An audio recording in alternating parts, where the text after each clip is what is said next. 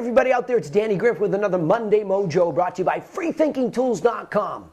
So all the experts, whoever they are, say that it takes about 21 to 30 days to form a habit. When we think about why, maybe it's because it takes that long for the brain synapses to begin to rewire, or perhaps the subconscious mind needs that time to reprogram the brain's autopilot.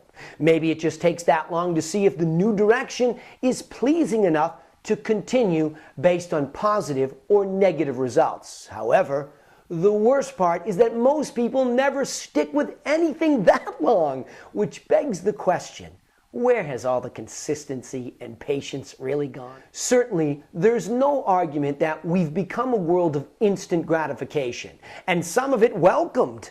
Consider that when you have a question that merits some research, you no longer have to get on your bicycle or, even worse, walk all the way to the public library and read a book about the subject.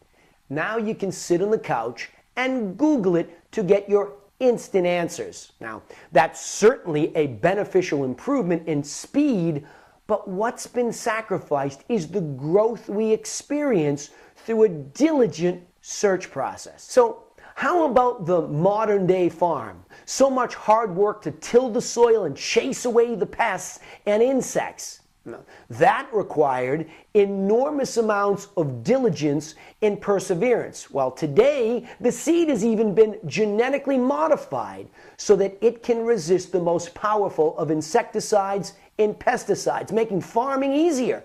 Now that sounds like the great evolution of farming, but at what price?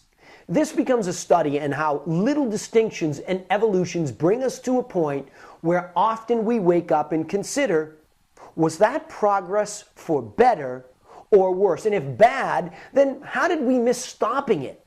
Well, let's first be aware that change is the one thing that is indeed patient and consistent. Change often lives in the gray area and keeps coming forward relentlessly. It will hitch a ride with whomever asks, regardless of the agenda. Change is an equal opportunity seeker. For the majority caught in the comfort zone, change is an unwelcome pest and reason for them to rise up against any form it takes that makes them uncomfortable. Rather than embrace it themselves, they'd much rather cast the stones.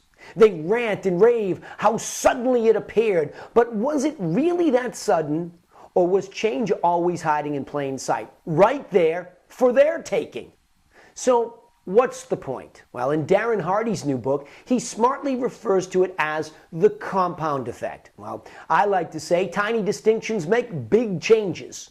Change builds its foundation upon tiny blocks that come in the form of seemingly harmless and fruitless decisions.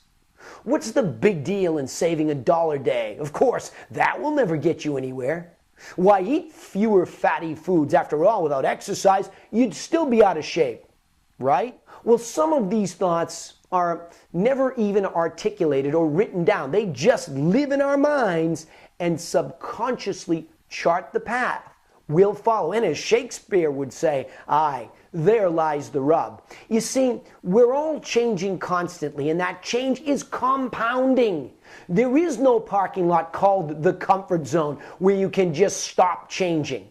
So it's time to wake up and understand that ultimately you're growing almost invisibly and exponentially. So make better choices, or you just might end up in a place you really don't like. Hey, I'm Danny Griffin with another Monday Mojo brought to you by freethinkingtools.com. I'm asking you to get out there and think and thrive. If you like these, I'd be happy to respond to your comments, but most importantly, do me a favor and like us or share us along. We'll see you next time on Monday Motivation.